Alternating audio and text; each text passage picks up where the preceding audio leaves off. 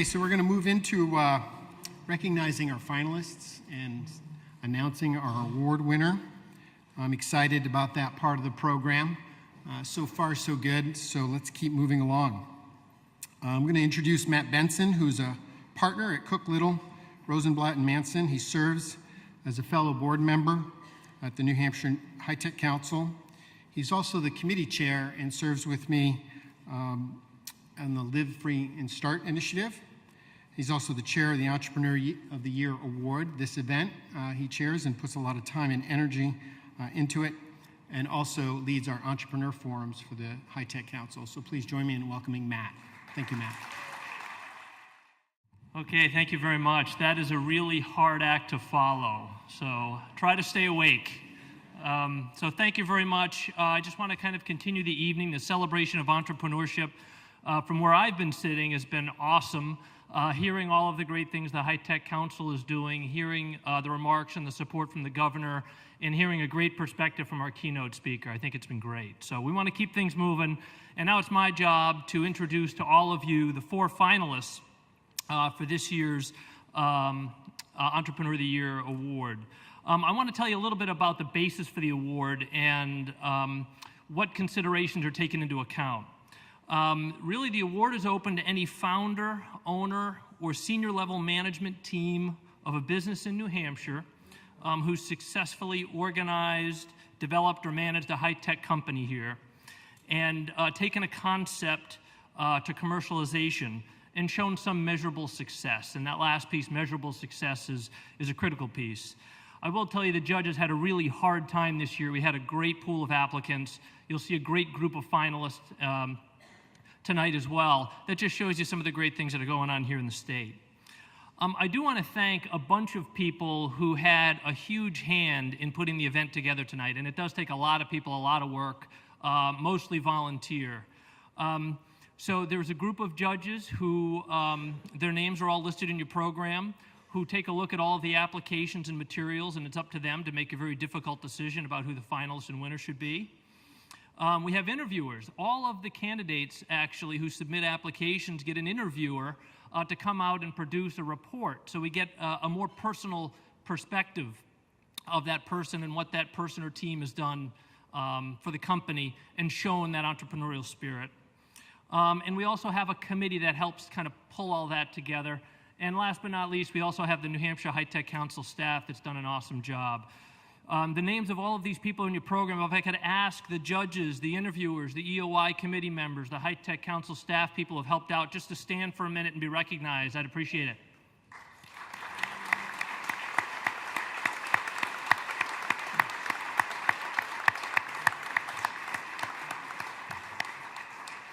And for what they get paid, they do a great job. Without further delay, let's move on to the finalists. We've got 4 finalists this evening. The first of the finalists are Steve and Margie Thorpe of Adaptive Communications. Adaptive is a premier reseller, designer, and installer of enterprise networking, information security, and data storage solutions. The company was formed in 1997 by Steve and Margie, now has 53 employees. Margie manages the company's operations, including human resources, purchasing, and finance. Steve is the company's president and does everything that's required to keep things moving as well. We do have a video from the company. I think that's queued up and ready to go. So we have about a 2-minute video for Adaptive.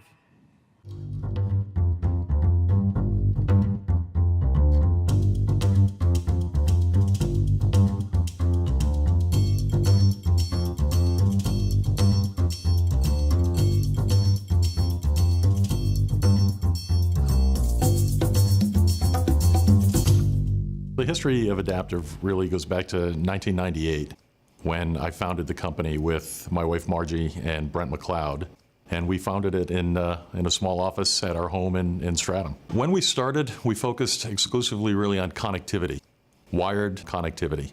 We evolved into the security space through the advent of VPNs, virtual private networks, and subsequently that led to secure wireless networks. And wireless for the past 12 years has been a very, very strong part of Adaptive's success. When we started Adaptive, about a month into it, we got our first order from a large retailer. And it was for $200 because they wanted to see if we could ship and invoice a product. As it turned out, this company was in the process of building a new corporate headquarters, a large facility. And they had done a technology bake-off and decided on Bay Networks technology. They negotiated pricing, everything was in place, and they were in the process of deciding who to buy it from. And they had two finalists, and the finalists, I believe at the time, were AT&T and Bell Atlantic. And Adaptive somehow got invited to present to these guys. So I went in and really tried to listen to what they were looking for and focused on our ability to support them logistically, to make sure that the products would be delivered to the right closets, they'd be labeled correctly, we'd take the serial numbers down accurately, so their maintenance contracts would be enacted seamlessly, the invoicing would be done properly, and try to convey that these guys are going to be our most important customer. And a couple months later, we got a call at the house on a Friday afternoon, and this guy from the retailer called and said, "Is your fax machine on?" And I said, "Yeah." And he said, "Go look at it." So I walked over, and it was one of those old fax machines that just kind of spewed out one long sheet of paper, and this thing just kind of kept coming. And it was an order for $2 million. And it was that moment that we knew that, all right, we've got a company. This is going to have staying power. We're in this for the long haul.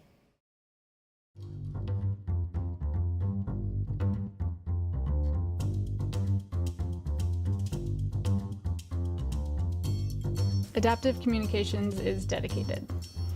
Driven. Excellence. The people. Unique. Focused. Community. Customer-oriented. Relationships. Family. Family. Adaptive Communications is family. Steve and Margie, come on up.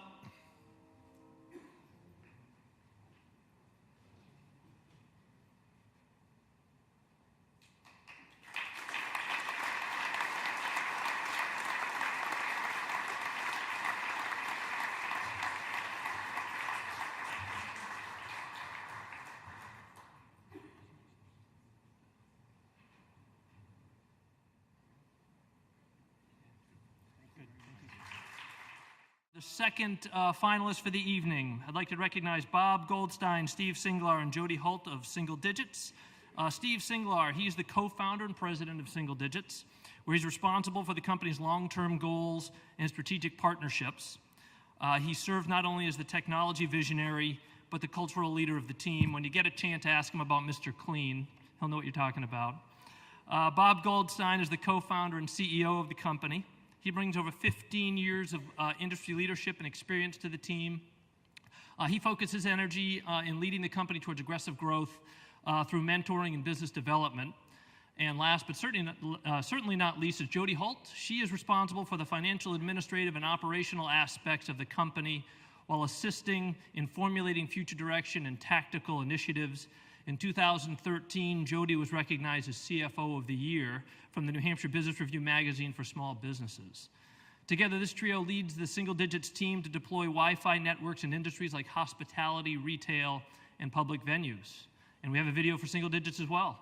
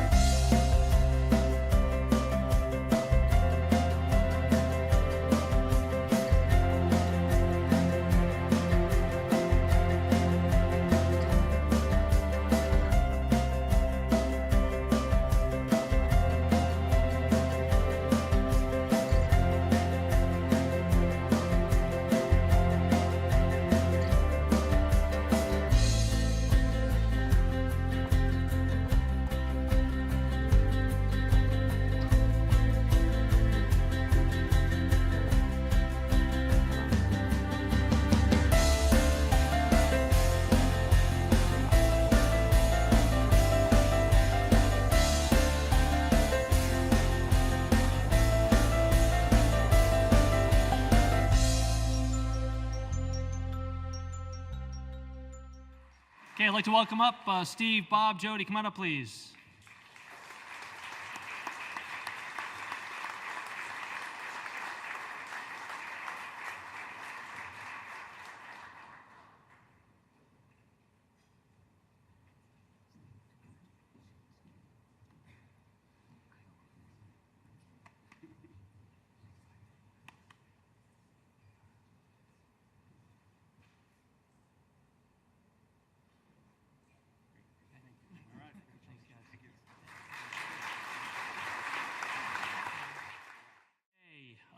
Number 3, I would like to recognize finalist Paul LeBlanc of Southern New Hampshire University.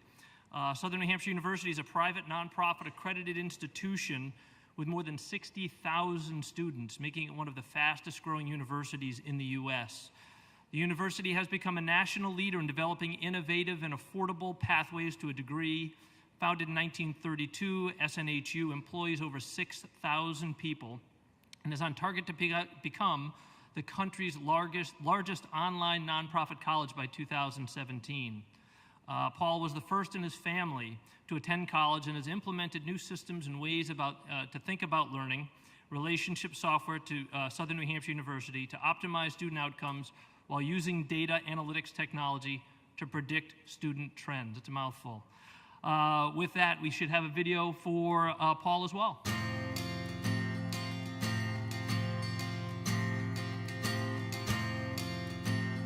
In 2012, Southern New Hampshire University was the first university to make Fast Company's annual Most Innovative Company list.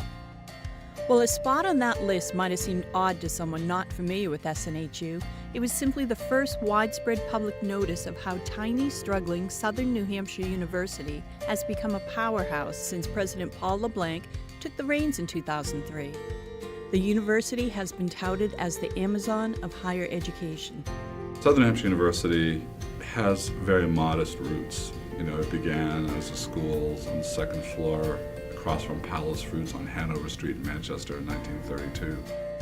Its goals were modest too, to provide affordable access to higher education, with classes flexibly scheduled around the needs of working adults.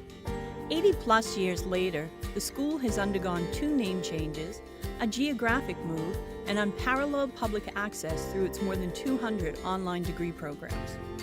As SNHU has become a national presence, its local impact has included the creation of 4,500 new jobs in the last 5 years, over $100 million in capital projects, and over 300,000 square feet of office space in the downtown area.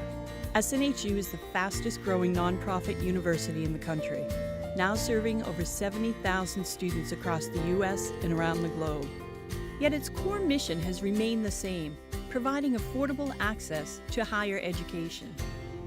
The method of delivery is varied: the traditional campus experience, a robust online program, and a competency-based learning model that is gaining national attention. Southern New Hampshire University gives course credit based on how well students master the material, not just on how many hours they spend in the classroom. So the idea would be, if you're learning the material faster, you can finish faster, which means you pay less and you save money. Whatever segment of the university, whether it's online, whether it's the traditional campus, whether it's a remote center, whether it's an international partnership, whether it's the service of a military student who's deployed abroad, wherever we find ourselves at work, we need to be the best version of that institution in its manifestation. When I think of the SNHU story, I think it's really, if one's looking at higher ed in the ways that it should be, if you needed a lab, you'd come to this place and you'd look at all of the sort of innovation and all of the passion and all of the intent to do the right thing. It's never good enough, and we push harder, and we always want to ask how to be better, but it's a pretty remarkable place, and I feel lucky to be part of it.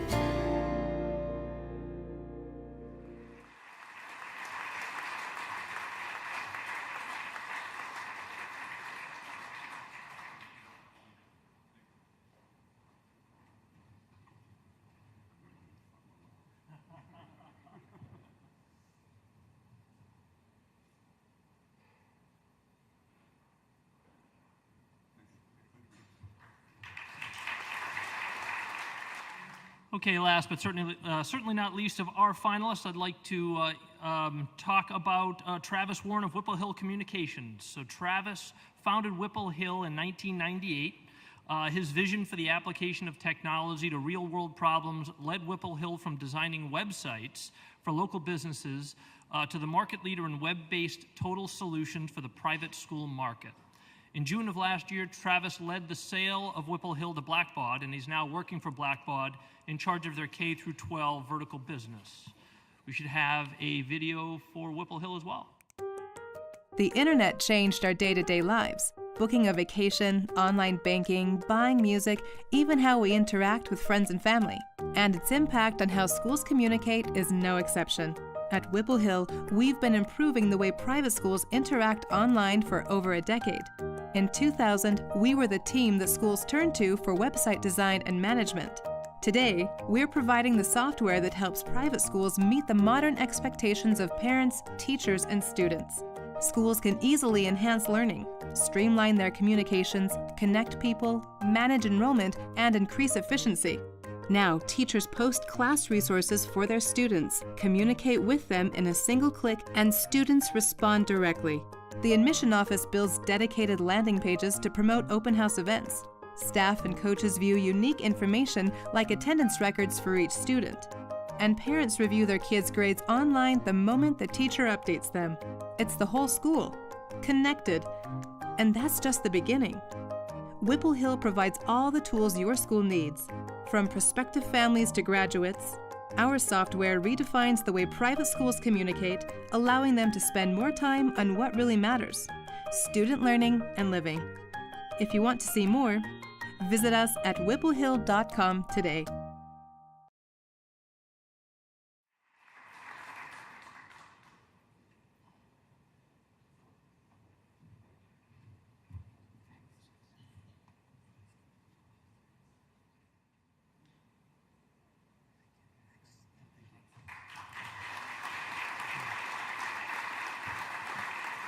Okay, so there are the finalists. From those finalists, the judges had to pick a winner, or in this case, this year, winners.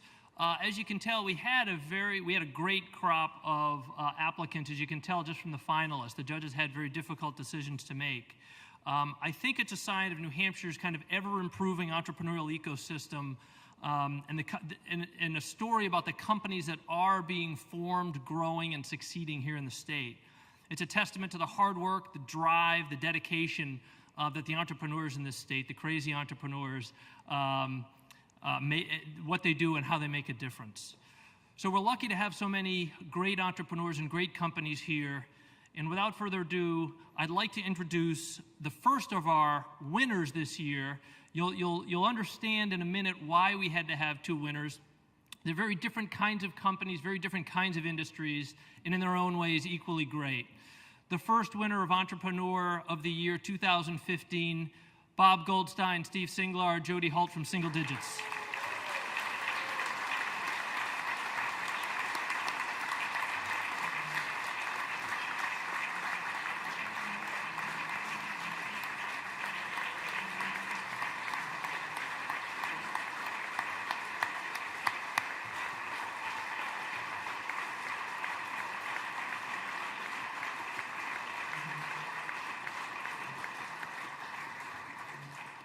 They know how to work a room. It's like they're running for office or something.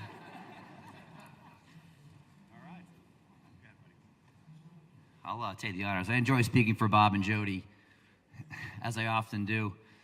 We want to thank the council very much. This is a great honor. You guys have been great friends and supporters of us. Friends and family here this evening, we want to thank you. And this really, for us, is really exciting. It's a big surprise. And really isn't about the three of us. It's really about the folks at Single Digits. You know, we've been at this for 12 years.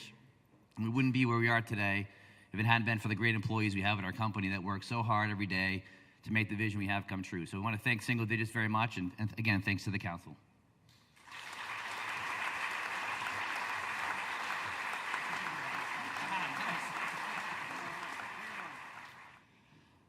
Okay, great. Thanks very much. Now, for the second winner of this year's 2015 New Hampshire High Tech Council Entrepreneur of the Year, an equally awesome entrepreneur, Paul LeBlanc of Southern New Hampshire University.